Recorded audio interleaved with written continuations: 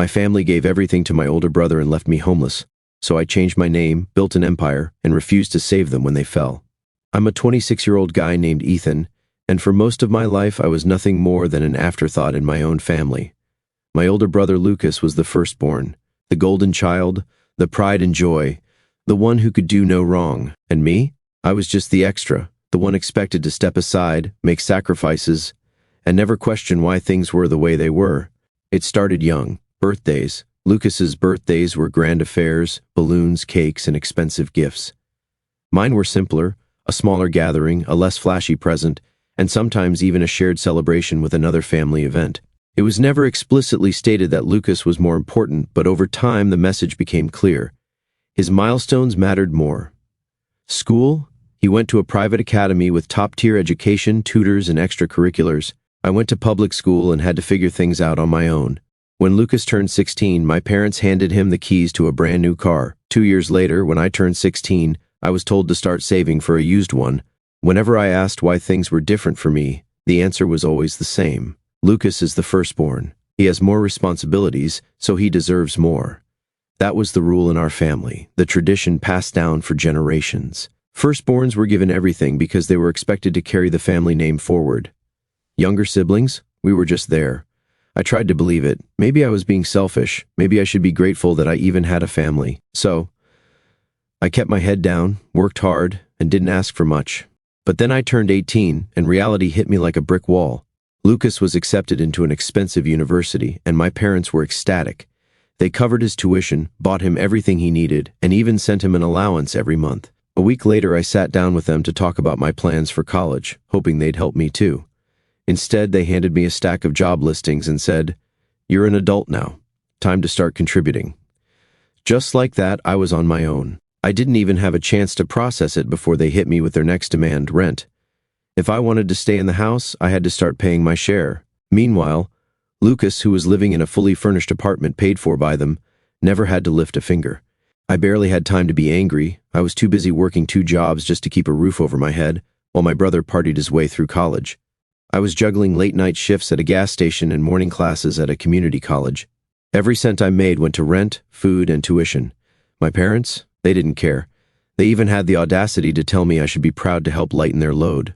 Lucas, of course, found the whole thing hilarious. Whenever he came home for the holidays, he'd make snide remarks about how tired I looked, how I should just ask Mom and Dad for help like he did, as if I hadn't already tried, as if he didn't know exactly how unfair it all was. The final straw came when I was 20. I had finally saved enough money to move out and transfer to a better college. I was feeling good, like maybe, just maybe, I was finally breaking free. But then my parents sat me down for a family discussion.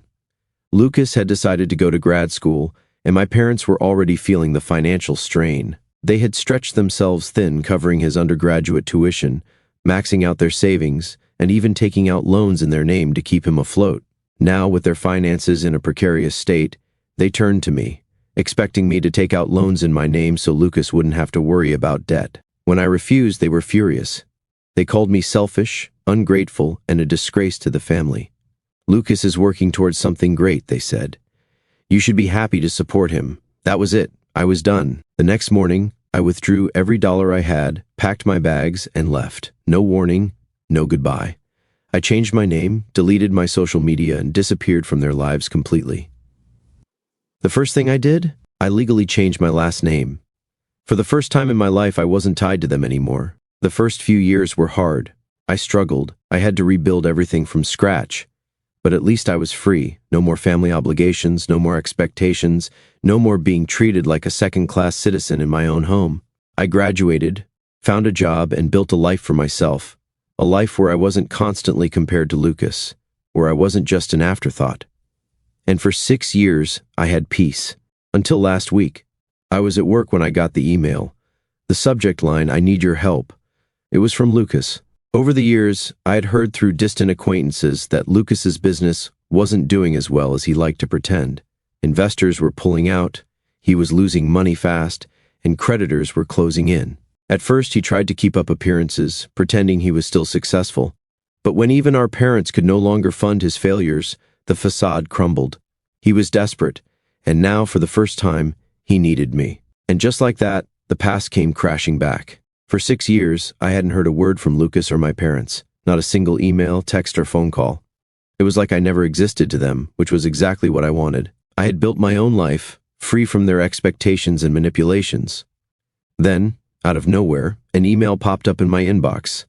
The subject line was simple: "I need your help." It was from Lucas. The message was long, almost too long. He went on and on about how things had taken a turn for the worse, how his business had failed, how he was drowning in debt, how the bank was coming after him, how he was this close to losing everything. At first, I thought it was some kind of mistake, maybe a scam, maybe he had meant to send it to someone else. But no, he mentioned details from our childhood, things only he would know. And then, right at the end, he dropped the real reason he was reaching out. Our parents were struggling too. He didn't say how or why, just that they were really having a hard time, and since I had a good life now, it was my turn to step up. I read the email twice, 3 times, then I shut my laptop and walked away. For hours, I tried to ignore it, but curiosity got the better of me. So, I did what anyone would do in my situation. I went digging. It didn't take long to find out what had really happened. Lucas's business had been teetering on the edge for years, barely keeping itself afloat through risky investments and overpromises. At first, he found moderate success, but cracks had been forming behind the scenes, unpaid debts, failed deals, and lawsuits piling up. Eventually, it all came crashing down, leading to articles, forum posts, and even a few news reports exposing his mismanagement and fraudulent practices. Apparently, he had been running some kind of investment firm that promised big returns, the usual stuff: flashy marketing, expensive suits, and over-the-top confidence. But it turned out the whole thing was shady. Clients lost money, lawsuits were filed, the company shut down, and Lucas was left with nothing. And my parents? They had been funding his business ventures from the start. For years, they had poured money into him, fully convinced that their golden child was destined for success. And now that everything had fallen apart, they had nothing left. It was almost funny. I had spent my entire life being told I wasn't worth investing in, that Lucas was the future of our family, that all the sacrifices were necessary to support his greatness. And now they were broke, and they wanted me to clean up their mess. I deleted the email. The next day, my phone started buzzing. Unknown number. I let it go to voicemail. Another call. Another. Then a text. "We need to talk. Please pick up." It was my mother. I hadn't heard her voice in years, but the second I played the voicemail, I recognized the tone. That same sweet but guilting way she used to talk whenever she wanted something. She didn't acknowledge the past, didn't ask how I was doing. Instead, she jumped straight into, "We're still family." I stopped listening after that. For the next week, the messages kept coming. Different numbers, different attempts to make me feel guilty. Lucas sent another email, this time shorter and angrier. He accused me of abandoning the family, of turning my back on them when they needed me most. I ignored it. Then my parents sent their own version of an apology. They admitted they had made mistakes, that they could have treated me better, but they never actually said sorry. Instead, they just kept circling back to the same message: family sticks together. I finally responded with a single sentence: "I am not your backup plan." The next day, another email came in, this time an ultimatum. If I really cared about family, I would come home and help. If I didn't, then they would know where I stood. That made things easy. I cut off every avenue they had to reach me: emails, phone numbers, even mutual connections who tried to guilt me into talking to them. Of course, it wasn't as simple as pressing a button. Some relatives tried reaching out in person, others used new numbers or fake accounts. But I held firm. My boundaries were non-negotiable. I thought that was the end of it. Then, 3 days later, I heard a knock at my door. When I opened it, Lucas was standing outside. The second I opened the door, I knew things had gone from bad to worse. Lucas stood there, looking nothing like the brother I remembered. His expensive clothes, once the kind he'd flaunt, were wrinkled and unkempt. Dark circles under his eyes, his hair a mess. For the first time in his life, he looked like someone who had been hit by reality. He tried to step forward, but I didn't move. At first, he acted like this was just another conversation, like we were still brothers catching up after years apart. But his voice wavered. He wasn't here for a friendly reunion. He was desperate. He started talking fast, about how bad things had gotten, how our parents were struggling, how he had no one else, how I was the only person who could fix this. It wasn't even a request. It was an expectation. I didn't say a word. I didn't invite him in. That's when the guilt tripping started. He talked about how Mom and Dad were barely getting by, how they had sacrificed everything for both of us, not just him, how family sticks together, how I was making things harder than they needed to be. I still didn't move. Then his voice changed.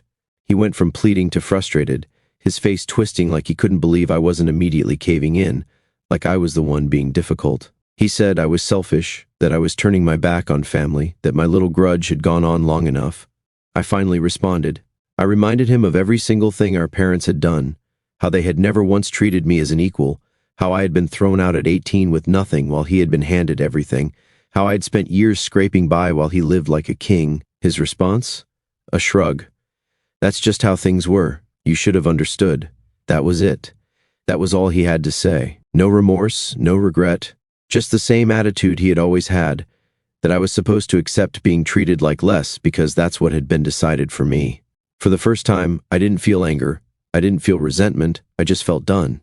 I told him he needed to leave. That's when the meltdown happened. He started ranting, saying I would regret this, that I was making a huge mistake, that I had let outside influences turn me against my own family, that I was just bitter because he had always been more successful. That last part almost made me laugh. I let him talk. I let him throw every last insult he could think of. Then I told him something I should have said years ago, our past. It didn't mean anything now. Whatever relationship we had as kids, whatever bond you thought we shared, it was over the moment I walked away from that family. I stopped being their safety net. I owe you nothing. His face turned red, his hands clenched into fists at his sides. Then, without another word, he turned and stormed off. An hour later, I got a final email from my parents. It was short. They were deeply disappointed in me. I blocked them. I thought it was over. Then the next day, a mutual acquaintance reached out. Apparently, Lucas and my parents weren't done with me yet. They had a new plan to drag me back in, and it was worse than I could have imagined. It started with a single message. A mutual acquaintance, someone I hadn't spoken to in years, reached out with a warning. They told me to be careful because my family was planning something drastic. I asked what they meant. The response made my blood run cold.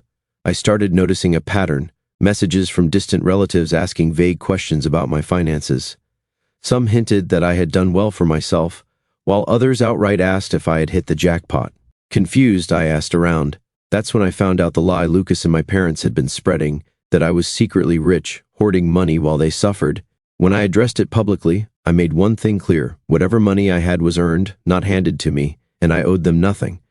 They weren't just telling people I was doing well, they were making it sound like I had hit the jackpot. Some versions of the story claimed I had won the lottery, others said I had gotten a massive inheritance from some unknown relative. One of the more ridiculous ones was that I had invested in crypto early, and was now sitting on millions. No matter the version, the conclusion was the same. I had abandoned my family despite being wealthy. Lucas and my parents had crafted a sob story about how they were struggling while I was apparently hoarding money, refusing to help them out of pure selfishness. I didn't think much of it until the messages started coming in. Aunts, uncles, cousins I hadn't heard from in years suddenly crawled out of the woodwork. They weren't asking how I was. They weren't checking in after years of silence. They were demanding I do the right thing. Some were subtle, asking how I had been, how work was going, whether I had been blessed financially. Others were straight up aggressive, accusing me of turning my back on the family. One relative even sent me their bank details and asked for a small loan. At first, I was confused. Then I saw Lucas's social media. He had been posting vague messages about betrayal, talking about how family should stick together and money changes people. He painted himself as a victim, the struggling older brother abandoned by a heartless sibling who had everything. My parents weren't much better. They made a public Facebook post, writing about how some children forget where they come from once they reach success. The comments were filled with relatives and old family friends eating up every word. I called Lucas. The second he picked up, I demanded to know why he was spreading lies about me. He didn't even bother denying it. Instead, he smugly told me, "Well, maybe if you acted like family, we wouldn't have to tell people this." That was it. That was their plan. They weren't just after money, they wanted control. They wanted to pressure me into stepping back into my old role, the lesser sibling, the one who existed to sacrifice for the family. They thought if they backed me into a corner, I would crack. I didn't. I told him, if you think I have money, then go ahead and sue me for it. Otherwise, leave me alone. Then I hung up and started blocking people. Every single person who messaged me, guilt-tripped me, or demanded I help got blocked. I deleted old contacts, removed distant relatives from my social media, and cut off every avenue they had to reach me. But I wasn't taking any chances. A friend who had seen situations like this spiral out of control advised me to take legal precautions. They told me to watch for identity theft attempts, fake credit applications, and any financial moves made in my name. I thought they were being paranoid. Then the letter came. It was an official legal notice, claiming that Lucas and my parents were suing me. The reason? Unjust enrichment. They were arguing that because I had benefited from family resources as a child, I now owed them financial compensation for all the support they had given me growing up. It was insane, and I wasn't about to let them get away with it. The official legal notice arrived a few days later. Lucas and my parents were actually suing me. The claim, unjust enrichment. According to them, I had benefited from family resources as a child, food, shelter, basic necessities, and now that I was doing well, I owed them back compensation for everything they had given me. They were demanding a large sum of money, claiming that without their sacrifices, I would never have been able to build a life for myself. It would have been laughable if it wasn't so pathetic. I took the documents straight to a lawyer. The moment my lawyer read them, they shook their head. The case had no legal standing. It was an obvious cash grab, a desperate attempt to intimidate me into paying them off. But we weren't going to ignore it. My lawyer advised me to take it seriously, not because they could win, but because if I didn't respond, they could drag it out and cause unnecessary stress. So, we prepared a counterattack. A formal legal response was drafted, completely dismissing their claims and warning that if they pursued this further, they could be held responsible for my legal fees. Then things took an unexpected turn. I had kept everything quiet, no public posts, no drama. But somehow, word got out. Distant relatives, old acquaintances, even people who had once sided with Lucas and my parents found out what they were doing. And people did not take their side. The entire family's reputation started crumbling.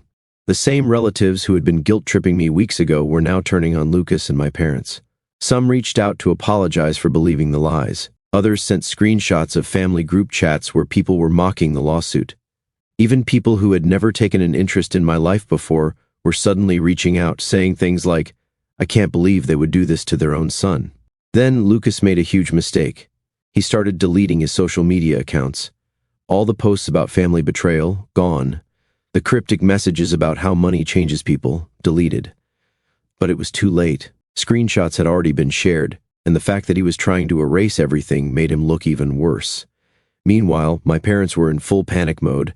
They had completely miscalculated how people would react. They assumed that by making me look like the villain, the family would rally around them. Instead, they were getting called out left and right.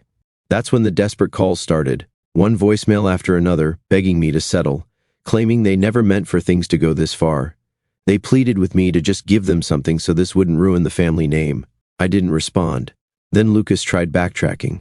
He sent me an email, saying this was all just a misunderstanding, that my parents were the ones pushing for the lawsuit, that he had no choice but to go along with it. He even hinted that if I agreed to a private settlement, he could convince them to drop it.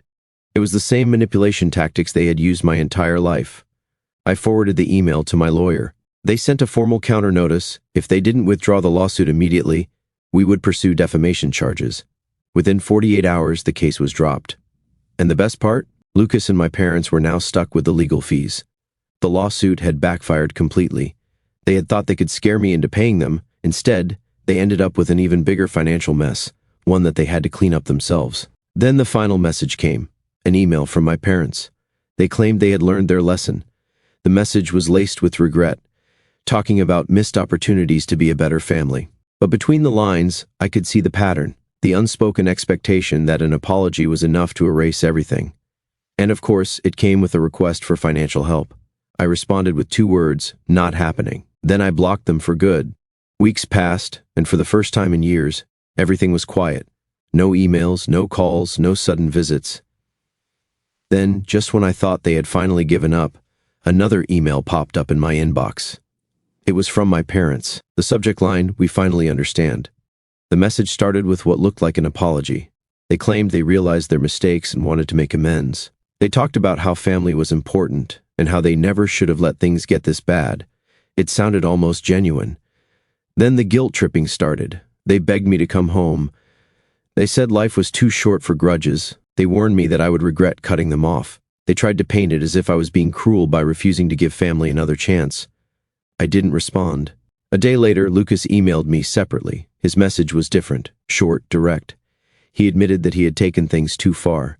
He said he messed up and wanted to make things right.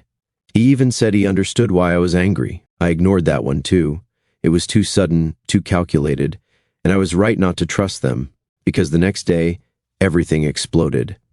My parents went public. They posted a long, dramatic message on Facebook about how I had abandoned them. They talked about how they raised me, gave me everything, and I turned my back on them in their time of need. Not one word about the lawsuit, no mention of how they tried to extort money from me, no mention of how they had lied to our extended family or how they dragged my name through the mud. They made themselves look like the victims. And Lucas? He started posting cryptic messages about family betrayal again. They wanted sympathy. They wanted strangers to take their side.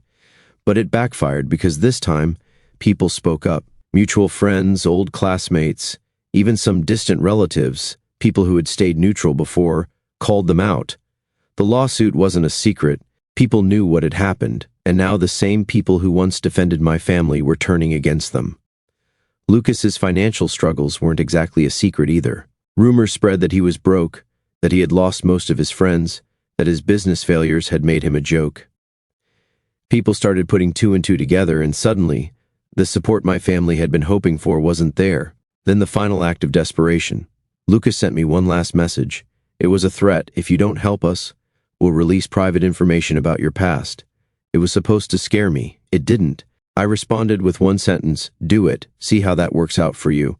Nothing happened, because there wasn't anything to expose. It was just another lie, another empty attempt to get control over me. So, I expanded the block list, blocked Lucas, blocked my parents, blocked every single person still trying to guilt trip me. And that was it. I moved on, and I thrived. Months later, I heard through a mutual acquaintance that Lucas had to move back in with our parents. They were all struggling. Meanwhile, I had never been better, and I never looked back. Months passed with my family blocked and cut off. Life finally felt normal. No drama, no guilt tripping, no sudden pleas for help. For the first time in years, I was truly free from their nonsense. Until I got a call from my bank. They had flagged suspicious activity on my account, multiple failed login attempts, and an unauthorized attempt to change my password. The representative on the phone sounded concerned, asking if I had recently tried to access my account from an unfamiliar location. I hadn't. Then they hit me with the part that made my stomach drop. Someone had answered my old security questions correctly. Not just any questions, family-related ones.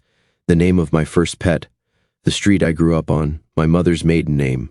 Only one group of people could have possibly known those answers. I told the bank to freeze my accounts immediately.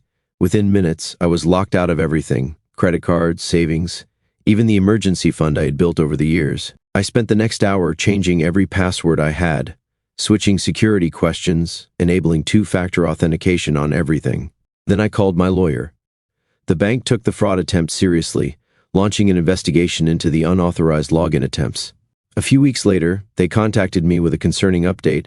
The attempted access came from a known location, my parents' home. It wasn't just guilt tripping or legal threats anymore. They had actually tried to steal from me. I sent a single message to my parents: I know what you did. You have 24 hours to return any stolen money or I'm pressing charges. The denial came almost instantly. They acted shocked, claimed they had no idea what I was talking about, said there must be a mistake. Then Lucas messaged me. He admitted he had tried to access my account but not to steal. No, according to him, he was just trying to check my finances so he could help mom and dad. I told him exactly what it was called: fraud, and I promised him there would be consequences. That's when I filed the police report. The bank had already flagged the fraudulent activity, and with the IP trace confirming where it had come from, it was officially a criminal matter. An investigation started immediately. And my parents? They lost their minds. They started calling, begging me to drop it. One message after another, pleas, excuses, sob stories about how this would ruin the family. Then they tried to twist the narrative. They went back to Facebook and posted a long, dramatic rant about how I was trying to have my own family arrested over a misunderstanding. They painted themselves as the victims, but this time it didn't work because now the extended family knew the full truth. Some of them had already distanced themselves after the lawsuit fiasco. Now, with actual fraud on the table, even the ones who had originally defended my parents were disgusted. People called them out. Some relatives publicly commented on their post, asking why they tried to access my bank account in the first place. Others outright told them to own up to what they did. And then the inevitable happened. Lucas was taken in for questioning. The police didn't waste time. With the bank's cooperation and the clear digital evidence, Lucas was brought in. The golden child, the one who had been handed everything his whole life, now he was finally facing real consequences. The moment Lucas was taken in for questioning, my family lost their minds. My parents went into full panic mode. They immediately started damage control, trying to convince anyone who would listen that this was all a misunderstanding. Their first excuse: someone must have framed him. They claimed an outsider must have used their home's Wi-Fi to access my accounts, but Lucas had nothing to do with it. That excuse didn't last long, because the bank records didn't lie. The police had clear digital evidence tying Lucas directly to the attempted fraud. When confronted, his defense was pathetic. He claimed he was just checking my accounts to see if I actually had money because he wanted to borrow some. That's right, he tried to hack into my bank account because he wanted to see if I could afford to bail him out, and somehow, in his mind, that wasn't a crime. Despite my parents begging and pleading, the authorities refused to drop the case. That's when my parents tried to bribe me. Through a mutual connection, they sent a message offering me money from Lucas's failed business if I dropped the charges. It was almost comical. They were so desperate that they were willing to hand over what little they had left just to save Lucas. I sent back a simple response: "You had no problem trying to steal from me. Now deal with the consequences." Then Lucas's real betrayal came to light. A cousin reached out with something I hadn't known before. Apparently for months, Lucas had been bad-mouthing me behind my back, telling people that I was selfish, greedy, and heartless. At the same time, he was secretly planning to steal from me. So, not only had he tried to hack into my accounts, but he had been playing the victim while doing it. Then my mother had her final public meltdown. She posted a long Facebook rant about how no child should ever turn against their family. She talked about how I had abandoned them, how Lucas didn't deserve this, how I was being cruel for letting my own brother suffer. But this time, it didn't work. Some extended family members called her out for the first time. They told her she was wrong because no matter what, theft was inexcusable. And Lucas started losing everything. His friends abandoned him. His business partners cut him off. His name became toxic. My parents, realizing they had run out of options, made one last excuse. They started telling people that Lucas was mentally unwell, that he had been struggling for a long time, that he wasn't in the right state of mind when he did what he did. They wanted sympathy. They didn't get it, because at the end of the day, the law didn't care. Lucas was officially charged with attempted fraud. My parents sent one final message. They begged me one last time to drop everything. They told me this would ruin Lucas's life. I sent one last text to Lucas: "You ruined your own life the moment you tried to steal from me. We're done forever." Then I blocked them all. The legal case against Lucas moved quickly. With clear evidence of attempted fraud, he had no real defense.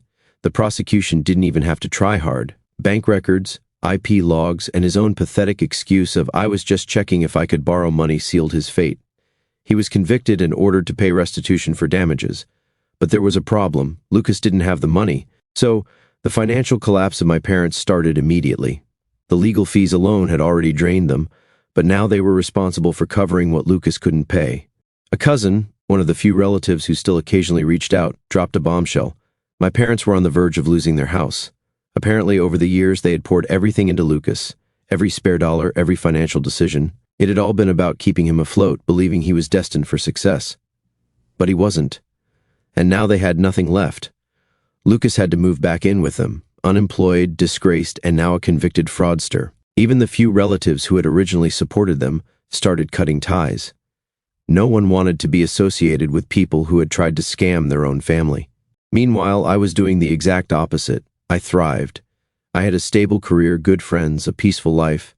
I had left behind all the drama, all the guilt, all the manipulation. Then, out of nowhere, my parents made one last pathetic attempt. A handwritten letter arrived at my home. They claimed they still loved me, that they wanted to fix things, that they regretted what happened. I didn't even open it. I tossed it in the fireplace and watched it burn. A year passed. Then, out of nowhere, Lucas reached out again, a LinkedIn message. He wanted to talk, blocked instantly. I didn't even read the full message. By then, word had spread that my parents had lost most of their friends due to their lies and manipulations. Lucas's reputation was destroyed forever. No one wanted to work with him. No one wanted to associate with him. And me, I had closure. For the first time in my life, I was completely free. No baggage, no family expectations, just peace. And in the end, that was the ultimate revenge.